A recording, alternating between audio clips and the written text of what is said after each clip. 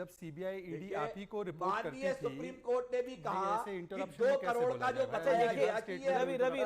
रवि जी के पास है वो कोई पैसा नहीं है, उसका कोई चार्ज नहीं है। 100 करोड़ की बात की, वो कहा वो भी डिबेटेबल है। अरे भाई 338 करोड़ तो कोर्ट से बेल ले लीजिए ना, सुप्रीम कोर्ट से। अगर सारा कुछ बात साफ है तो सुप्रीम कोर्ट से बेल ले लीजिए, पॉइंट तो ये भी होगा। लेकिन शहजाद पूना वाला अरे भाई देखिए रवि जी अपने समय में बोलिए, मुझे लगता है बार-बार इंटरप्शन करना डिबेट का तरीका नहीं हो सकता। रवि जी निवेदन को स्वीकार करें। रवि श्रीवास्तव, इत्मीनान से सब अपनी बात को रख लें। मैं जान रहा हूं it is a tough time for you and for your party. अब रवि जी मैंने आपके बीच में एक भी बार नहीं बोला, 40 सेकंड मुझे दे दीजिए, उसके बाद अपन शहजाद देखिए 2014 से पहले किसके ऊपर केस होते थे? लालू प्रसाद यादव तो 2013 में कन्विक्ट हुए, आरजेडी पर होता था, सपा पर होता था, बसपा पर होता था, डीएमके पर होता था, टीएमसी पर होता था, आज भी उन्हीं पर केस चल रहा है। तो चरित्र इनका यह है कि सत्ता में रहे या ना रहे ये भ्रष्टाचार करते हैं। दूसरी बात इन्होंने कहा हम ऑपोजिशन को टारगेट कर रहे हैं। रवि जी एक स्टेटमेंट सुनाता हूं।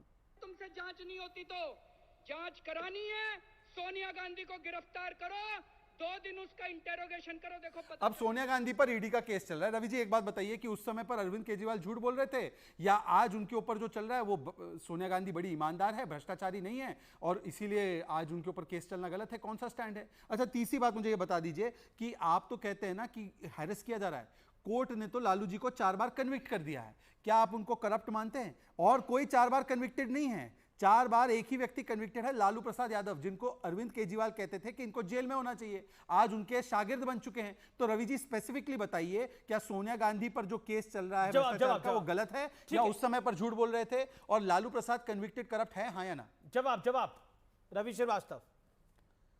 पूरा केस बेबुनियाद है। ये केस बिल्कुल 2G की लाइन पर जा रहा है। आपको याद होगा कि 2G के चलते 1,76,000 करोड़ का घोटाला बताया गया और इनकी भाजपा की सरकार उसी घोटाले के ऊपर ही चढ़ करके देश में अपनी इन्होंने सरकार बनाई।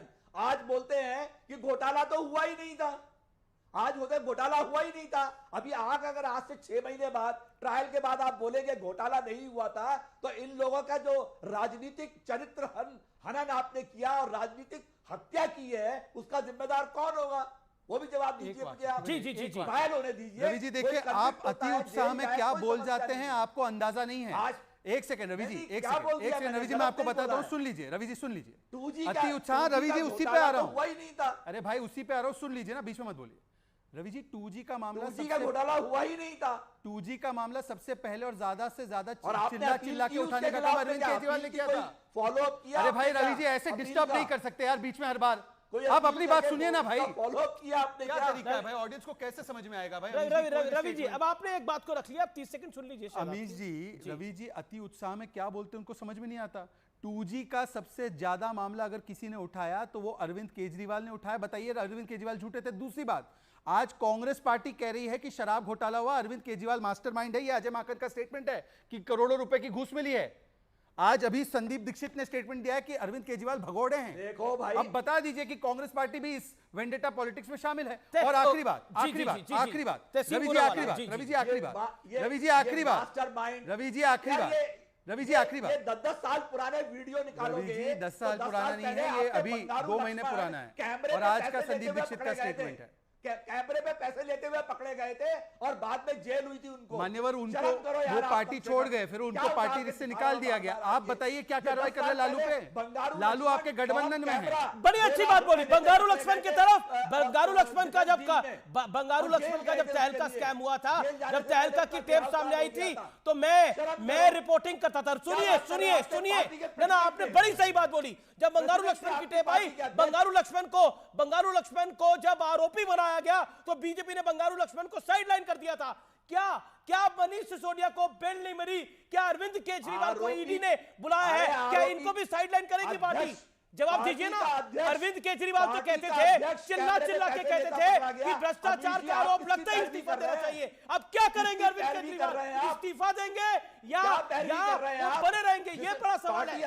नहीं, के पास जाना पड़ेगा। लेकिन बड़ा सवाल यह है कि अरविंद केजरीवाल जो शीला दीक्षित से लेकर फॉर्मर प्राइम मिनिस्टर स्वर्गीय शीला दीक्षित से लेकर former prime minister doctor Manmohan Singh को नसीहत देते थे, क्या आज वो अपनी नसीहत पे काम करेंगे? उनको ईडी ने सम्मन भेजा है, वो पेश नहीं हुए हैं, वो प्रचार करने चले गए हैं। सुप्रीम कोर्ट ने उनके डिप्टी सीएम की बेल रिजेक्ट करते हुए कहा है कि मनी ट्रेल दिखाई दे रही है।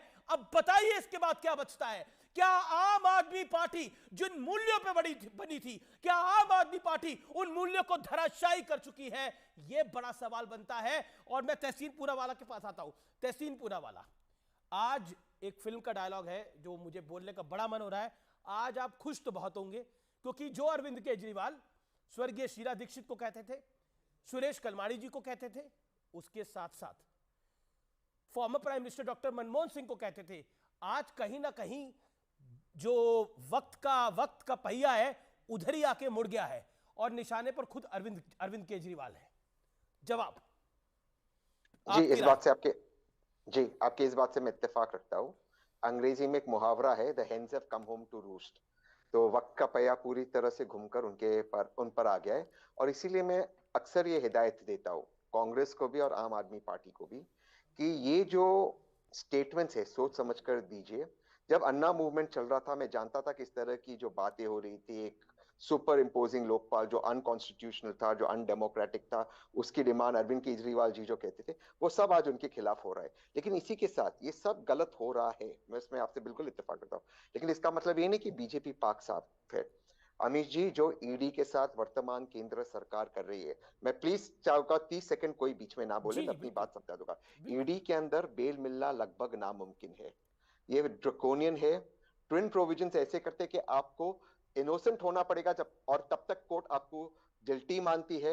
मनीष सिसोदिया के केस में भी कोई मनी लिंक एस्टैब्लिश नहीं होगा। 338 करोड़ का टेंटेटिव लिंक, क्योंकि लास्ट मिनट पे एजेंसी आती कहती है हमें 338 करोड़, अब इनको मुनाफा हुआ, ये लिंक पैसे इनकी तरफ जा सकता है, और कुछ भी लाइन डाल दे आप जेल में जाओगे। कन्विक्शन 0.5% है। एक मुल्क की तरह, एक देश की तरह, अगर हम ईडी के इस ड्रकोनियन कानून के खिलाफ नहीं लड़ेंगे, अमित जी इस चीज को नोट कीजिए, कल सरकार बदलेगी, ये सब के खिलाफ इस्तेमाल होगा। ईडी में इन्होंने कॉपी क्या है? तहसीन, क्या आपको लगता है अरविंद केजरीवाल को, देखो राहुल गांधी भी सोनिया जी से जब पूछताछ हुई तो सोनिया जी भी गई, राहुल जी से जब पूछताछ हुई तो राहुल जी भी गए, क्या अरविंद केजरीवाल को जाना चाहिए था? नहीं, one has to face law. Narendra Modi से पूछताछ हुई थी भाई, भूल गया वो वक्त? नहीं, वो हुई थी, राहुल जी से भी हुई थी, लेकिन मैं इससे एग्री करता हूं कि आज पॉलिटिकली एग्री करता हूं। मैंने ट्वीट भी किया था कि उनको नहीं जाना चाहिए था, वो हो जाएगी कैंपेनिंग के बाद। ईडी जबरदस्ती ये कर रही है कैंपेनिंग के समय। देखिए, मैं आम आदमी पार्टी के बिल्कुल खिलाफ हूं। जो अरविंद केजरीवाल जी ने किया, इस देश में जो खराब होने की स्थिति शुरू हुई है, ये सारे पॉलिटिकल लड़ाई जो कोर्ट में जा रही, ये उसने और प्रशांत भूषण ने शुरू की है। मैं बहुत जिम्मेदारी से कह रहा हूं, ये लोग कोर्ट जाने लगे और ये सारी चीजें खराब हुई। लेकिन फिर भी मैं एक ऐसा इंसान हूं जो लिबर्टी के लिए खड़ा होता है, और कोई भी एजेंसी का पर क्या वो पर्सनल लिबर्टी, ओके शहजाद, क्या वो पर्सनल लिबर्टी करप्शन के ऊपर है? हाँ,